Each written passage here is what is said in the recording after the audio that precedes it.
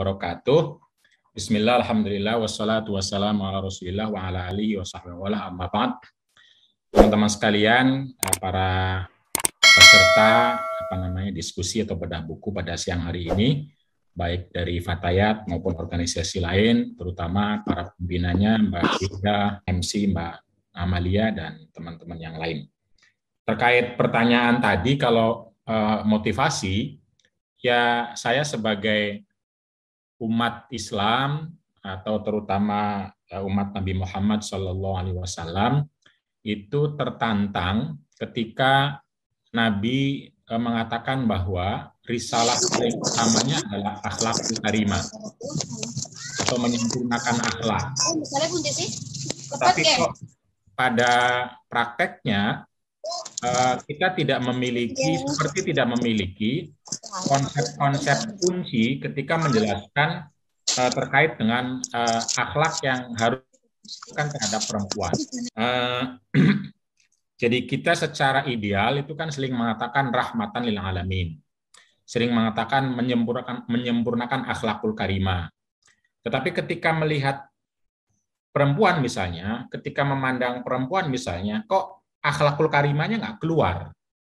Jadi perempuan akan disalahkan terus. Ya perempuan memang maka pantas untuk digoda, pantas untuk dirumahkan, pantas. Ini mana akhlakul karimahnya gitu loh. Nah, padahal Nabi berkali-kali sebaik-baik orang adalah yang perilakunya baik kepada perempuan, yang akhlaknya baik kepada perempuan. Nah, itu memotivasi saya untuk bagaimana kita memiliki pemahaman atau cara pandang yang kira-kira cara pandang itu lahir dari semangat rahmatan lil alamin, yang artinya rahmatan lirijal wan nisa.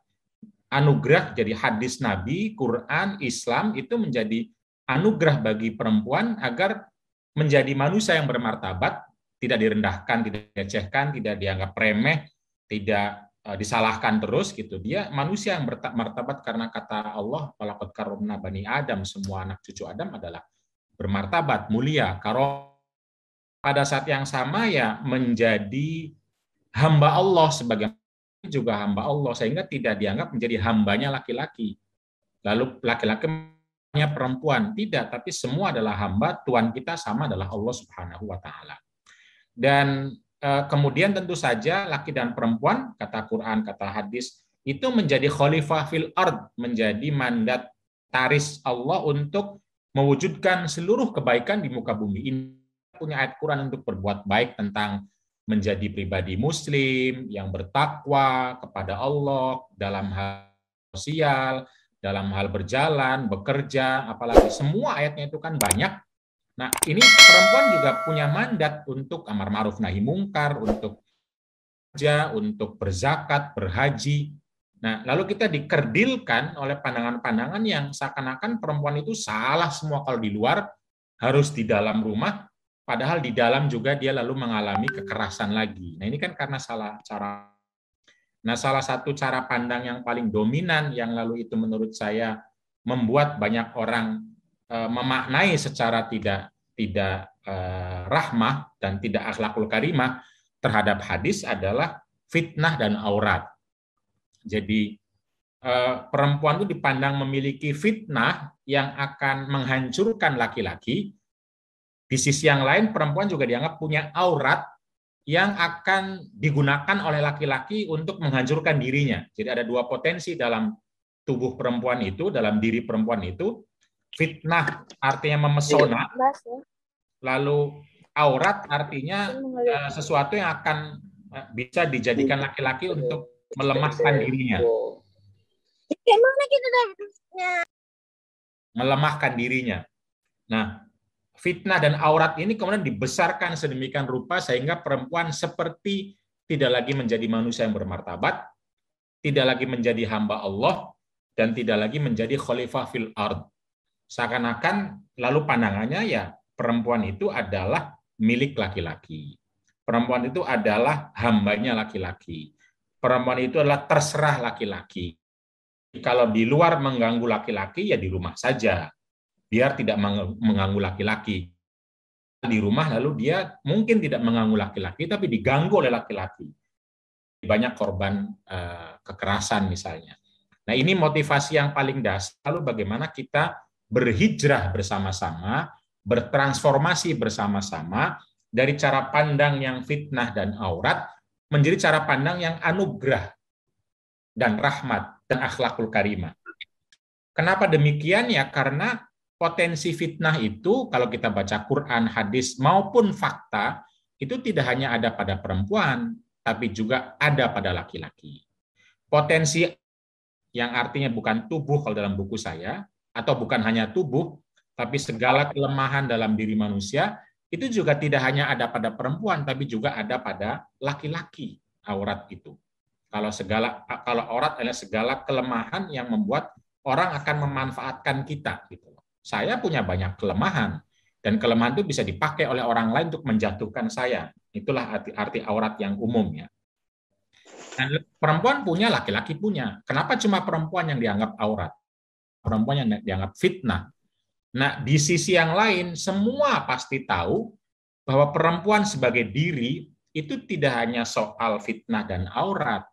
Perempuan itu punya akal.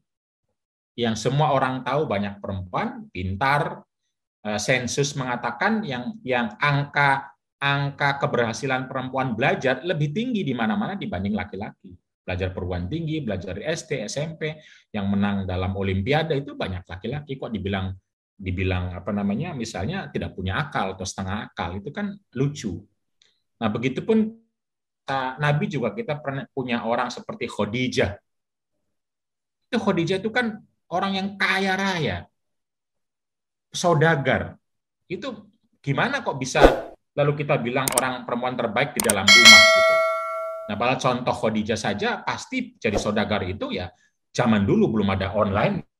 Kan dia pasti akan keluar, pasti akan terlibat, pasti akan berinteraksi sehingga kaya raya lalu mendukung seluruh kerjaan atau dakwah Islam.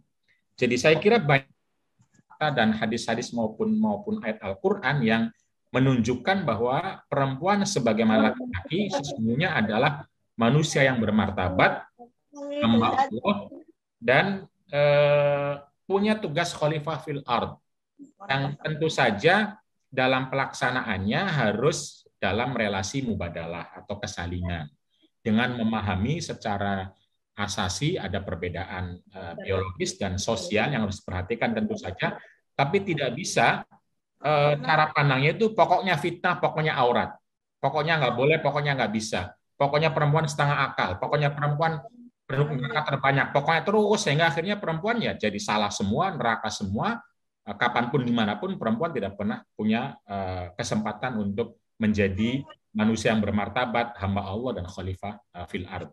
Nah, motivasi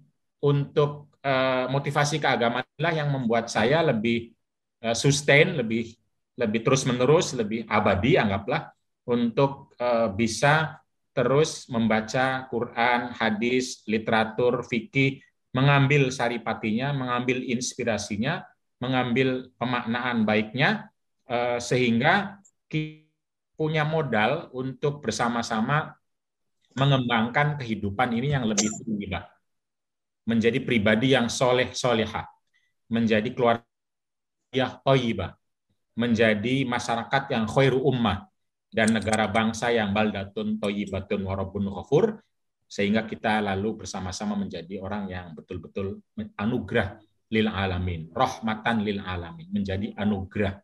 Coba bayangkan, kalau perempuan hanya di rumah saja, dia bisa apa untuk menjadi rahmatan lil alamin? Kalau dia bilang kan bisa untuk anaknya. Nah, kalau nggak belajar, bagaimana dia bisa mendidik? Belajar sekarang tidak bisa hanya dari rumah saja gitu. Misalnya. Dan potensi-potensi lain yang dimiliki, mulai akal, spiritual, sosial, dan hilang begitu saja, padahal disitulah justru perempuan sebagai manusia dituntut sebagaimana laki-laki untuk menjadi pribadi yang soleh-solehah di dalam rumah maupun di luar rumah, bersosial, dan kita lalu kemudian bisa bersama-sama tentu saja memberi anugerah kepada semesta, dan semesta itu mulai dari kita dan mulai dari rumah. Dengan demikian, kita punya modal untuk menjadi pribadi yang tadi baik, soleh-solehah, pada saat yang sama juga modal agar kita bisa ke depan membangun kehidupan yang lebih baik di dunia ini, dan tentu saja menjadi modal ketika kita sudah berperan banyak dalam hal kebaikan, ketakwaan, keimanan, agar bisa mudah-mudahan menjadi bekal kita di akhirat untuk bisa masuk surga bertemu dengan Nabi Muhammad SAW.